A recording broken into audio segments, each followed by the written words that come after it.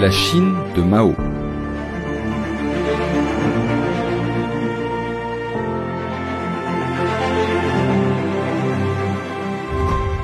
Bonjour à tous. La Chine est aujourd'hui la deuxième puissance économique du monde, et elle affiche régulièrement son ambition de passer à la première place. C'est une Chine communiste, et ce depuis que Mao Tse-tung est parvenu au pouvoir en 1949. Il développe en Chine d'ailleurs un modèle communiste original allant jusqu'à rompre avec le grand frère soviétique. Les grandes opérations qu'il lance sont souvent des échecs très meurtriers pour la population chinoise, sur laquelle Mao règne d'une main de fer. Ce qui n'empêche pas sa conception chinoise du communisme, ce que l'on appelle le maoïsme, d'avoir une grande influence à l'étranger. Revenons donc aux origines de la Chine actuelle, pour comprendre comment Mao transforme son pays dans une logique communiste. Comme souvent, il faut remonter un peu dans le temps pour comprendre comment Mao arrive au pouvoir, et remonter notamment jusqu'aux années 20. À cette époque, le gouvernement de la République chinoise, qui a succédé à l'Empire, n'a pas vraiment les moyens de ses ambitions. Il ne contrôle qu'une toute petite partie du pays autour de sa capitale, Nankin. Des barons locaux, que l'on appelle des seigneurs de la guerre, contrôlent en fait le reste, c'est-à-dire la majorité du pays. Les États-Unis, qui veulent limiter la puissance du Japon en Asie, soutiennent en tout cas le gouvernement chinois. Mais à cela, il faut rajouter que des tensions politiques sont très importantes au sein de la République. Bon, pour faire simple, se succèdent des moments d'alliance et de rivalité entre deux partis, le Kuomintang, qui est le parti nationaliste chinois, qui est au pouvoir, et une toute nouvelle force politique, le Parti communiste chinois, ou PCC, fondé en 1921 sur un modèle soviétique. Alors les deux partis ont le même objectif, redonner à la Chine sa place de grande puissance. Mais ils diffèrent sur les moyens pour cela. Pour le Parti communiste chinois, cette ambition ne peut se réaliser que par le communisme. En 1927, une longue guerre civile éclate entre ces deux mouvements et leurs partisans. L'année suivante, 1928, un général, Chiang Kai-shek, prend la tête du gouvernement nationaliste. Alors c'est un homme de poigne, un dictateur en clair, qui ne refuse pas les méthodes assez fortes pour s'imposer. Alors cette guerre commence mal pour les communistes, qui voient leur base progressivement menacée. Alors ils vont préférer alors quitter les zones contrôlées par le Kuomintang pour aller vers l'intérieur du pays. C'est une longue marche, une longue retraite des communistes qui vont les faire passer donc du sud au nord avec une grande boucle dans le sud-ouest du pays. Cette longue marche, c'est quand même 12 000 kilomètres vers l'intérieur du pays. Alors on imagine la faim, l'épuisement et là-dessus le harcèlement des troupes nationalistes qui affaiblissent les communistes. Pour vous situer, il y a 80% de pertes. Des 100 000 hommes au départ, il ne reste que 8 000 survivants. Et parmi eux, un certain Mao Tse-tung. Alors Mao Tse-tung, c'est un fils de paysan qui a bénéficié d'une bonne instruction. Il est devenu bibliothécaire à Pékin. Et Mao participe en 1921 à la fondation donc du PCC, le Parti communiste chinois. Lors de cette longue marche, en 1935, il réussit à s'imposer comme le chef du Parti communiste chinois.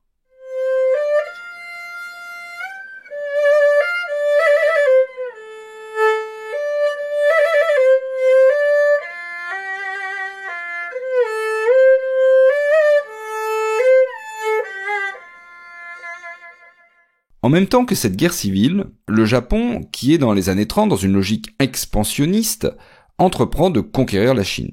Alors c'est d'autant plus facile pour lui que la Chine est profondément divisée, comme on le dit, et aussi parce que le Japon a une avance technologique et militaire totale. Le premier acte, c'est l'occupation de la Chine du Nord, que l'on appelle la Mandchourie, qui devient sous le nom de Manchukuo, un état absolument fantoche. Bon, c'est un protectorat japonais, et il place au pouvoir l'ancien empereur de Chine, un jeune homme du nom de Puyi. Alors peut-être d'ailleurs que cette histoire vous rappelle quelque chose si vous avez vu le très beau film de Bertolucci qui s'appelle Le Dernier Empereur. Bref, un protectorat au nord. Mais l'attaque japonaise a surtout lieu à partir de 1937, Alors c'est une attaque très violente et les destructions, les pillages, les viols et surtout les massacres sont innombrables, comme ceux de Nankin qui font près de 140 000 morts. Et alors attention, ce ne sont pas seulement des crimes de guerre. Il faut comprendre que cela s'inscrit dans une conception raciste assez ancrée au Japon, qui considère les Asiatiques et les Chinois en particulier comme étant inférieurs, tout juste au niveau des animaux. Et cela explique en grande partie les violences extrêmes perpétrées pendant cette guerre et sous l'occupation japonaise du pays. Alors face à ce péril japonais, c'est l'unité nationale. Les communistes et les nationalistes oublient leur guerre civile et ils s'unissent contre l'ennemi commun. Bah oui, avoir un ennemi commun, il n'y a rien de tel pour oublier les vieilles querelles. Alors ça permet aussi à la Chine de recevoir l'aide des Américains pendant le conflit. Et à l'issue de la Seconde Guerre mondiale, la Chine va profiter justement de la volonté du président Roosevelt de favoriser l'émergence d'une puissance asiatique importante face au Japon vaincu. C'est ainsi que la Chine obtient un siège permanent au Conseil de sécurité de l'ONU. Mais la guerre civile, qui avait été un peu oubliée dans le contexte de la lutte contre le Japon, reprend immédiatement dès 1945. Et le contexte international a changé. C'est désormais la guerre froide. Et dans ce contexte, les Américains vont choisir leur camp et ils soutiennent les nationalistes. Manque de chance pour eux, ce sont les communistes qui gagnent la guerre. Mao proclame la République populaire de Chine le 1er octobre 1949. Les nationalistes, qui donc sont battus, vont se réfugier dans la grande île qui est au large des côtes chinoises, l'île de Taïwan, et ils sont protégés par la marine américaine. Et les Américains, à partir de ce moment-là, ne reconnaissent comme gouvernement chinois que le gouvernement nationaliste réfugié à Taïwan. Et donc à l'ONU, ce sont les nationalistes de Taïwan qui occupent le siège de la Chine au Conseil de sécurité. Pour protester contre cette situation, les soviétiques vont boycotter temporairement cette institution.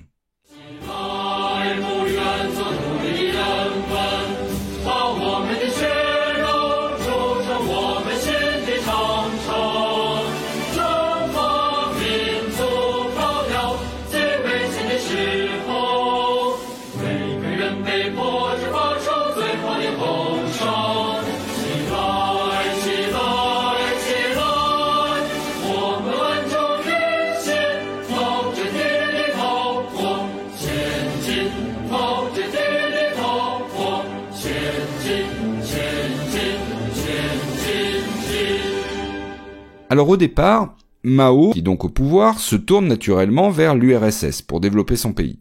En février 1950, la République populaire de Chine et l'URSS signent le pacte sino-soviétique. C'est un traité d'amitié, un traité d'alliance et un traité d'assistance mutuelle. Les soviétiques vont envoyer de l'aide financière, de l'aide matérielle et surtout des experts et des ingénieurs pour industrialiser et moderniser le pays. Dans un modèle soviétique évidemment. Et c'est ainsi que la Chine devient un élément fondamental de la politique soviétique en Asie. Par exemple, dans le cadre des conflits périphériques de la guerre froide, les Chinois interviennent au nom du bloc de l'Est.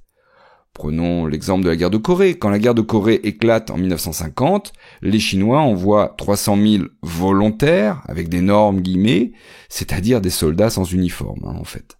La Chine va soutenir également la lutte du Viet Minh au Vietnam, dans la guerre d'Indochine contre la France. La Chine va prendre le contrôle du Tibet, qu'elle occupe militairement en 1950. Mais comprenons-nous bien, ces interventions restent limitées.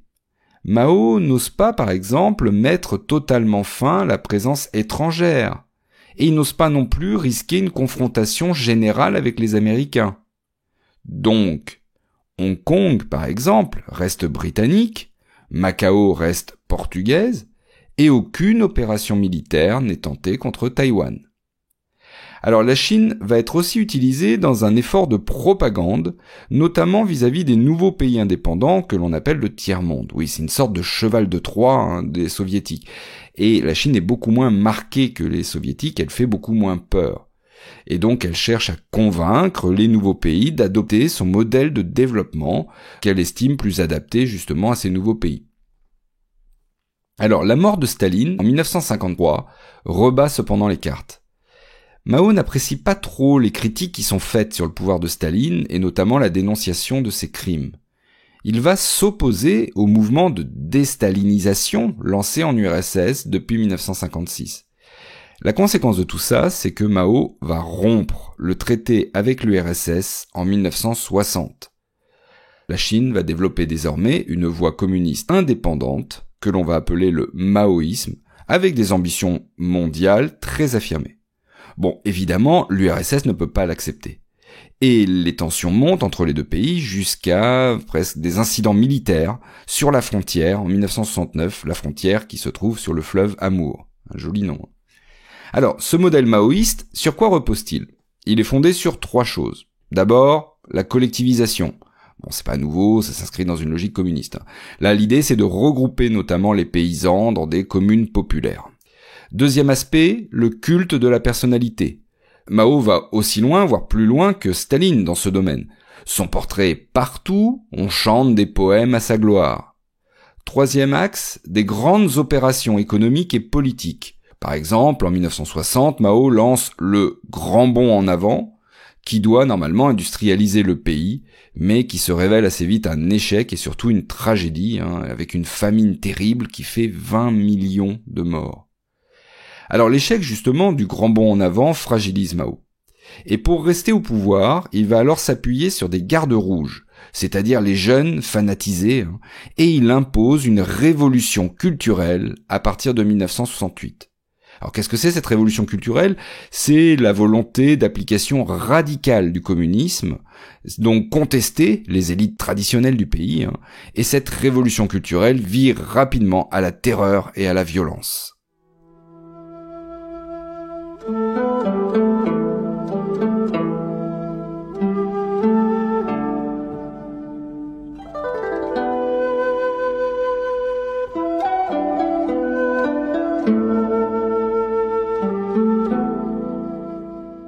Au niveau international, la Chine essaye d'utiliser le contexte de la guerre froide pour redevenir une puissance et peser. Elle se dote, par exemple, de l'arme atomique en 1964. Elle développe aussi, et c'est assez logique pour un pays communiste, un discours très radical contre le capitalisme. Les États-Unis sont qualifiés de tigres de papier.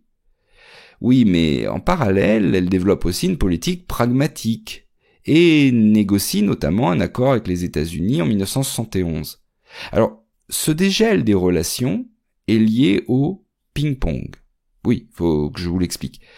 En avril 1971 se déroule à Nagoya, au Japon, des championnats du monde de ping-pong. Après un match, l'un des pongistes américains, qui s'appelle Glenn Cowan, monte par erreur dans le quart de l'équipe de Chine. Alors on imagine le silence et la stupeur parmi les sportifs chinois qui ne savent pas trop comment réagir. Et c'est alors que le triple champion du monde, un chinois, Zhuang Zedong, ose adresser la parole à l'américain, lui propose de le ramener à l'hôtel et même va lui offrir une broderie en soie. Alors les deux sympathisent, ils font une photo devant le bus et ils s'invitent mutuellement dans leur pays. Et c'est ainsi que peu après, l'équipe nationale américaine de ping-pong vient jouer des matchs amicaux en Chine. Si vous avez vu le film Forrest Gump, il y a une allusion à cet épisode historique. L'année suivante, en 1972, donc, les pongistes chinois viennent à leur tour aux États-Unis. Et donc, organiser tous ces déplacements oblige les deux pays à se parler et va conduire à la visite très célèbre du président américain Nixon à Pékin en 1972. Pour les Américains, discuter avec la Chine est une aubaine. Ils peuvent ainsi diviser un peu plus le bloc de l'Est. En échange, la Chine communiste, la République populaire de Chine, remplace Taïwan pour le siège chinois au Conseil de sécurité de l'ONU. Alors, le modèle chinois de développement, celui qui avait été proposé aux pays du tiers-monde, il est adopté ici et là, c'est le cas en Tanzanie. En 1975, au Cambodge, les Khmers rouges, d'inspiration maoïste, prennent le pouvoir. Et vous avez de nombreux pays africains qui passent des accords de collaboration économique avec la Chine, sans pour autant suivre la voie communiste. Et même en Occident, des mouvements étudiants maoïstes sont très nombreux, comme on le voit notamment lors de mai 68 en France. Et le petit livre rouge, comme on appelle le livre qui reprend les citations de Mao, se diffuse. D'ailleurs, il s'agit d'un des livres les plus répandus de l'histoire, on estime à peu près à 2 milliards d'exemplaires et des dizaines de traductions. Mais en réalité, quand on analyse en profondeur, peu de pays suivent vraiment la voie chinoise, et surtout de façon durable. Au Cambodge, par exemple, la politique des Khmers rouges se solde par un génocide terrible. Et il faut l'intervention des Vietnamiens, eux favorables à l'autre modèle communiste, celui des soviétiques, en 1979, pour mettre fin à la dictature des Khmers rouges. La vague maoïste en Occident, elle s'essouffle assez rapidement après 1970. En parallèle, les dernières années de pouvoir de Mao sont surtout marquées par la maladie. Il refuse de se faire soigner et c'est une longue agonie. À sa mort, il y a des luttes de pouvoir, avant que l'un de ses anciens compagnons de route, qui a pourtant failli mourir pendant la révolution culturelle, Deng Xiaoping, ne prenne le pouvoir. Dès 1978, celui-ci entame une démaoïsation du pays, et il lance la modernisation et une ouverture progressive de la Chine. Attention, ouverture économique, mais sans évolution politique. La Chine reste une dictature communiste, comme le montre la répression terrible des manifestations démocratiques de la place Tiananmen en 1989. Mais c'est une autre histoire. Alors si vous avez aimé cet épisode de podcast, n'hésitez pas à en parler autour de vous, à le commenter, à laisser une note sur Spotify ou sur Apple Podcast avec un petit commentaire si possible, et à très bientôt pour une nouvelle page d'histoire.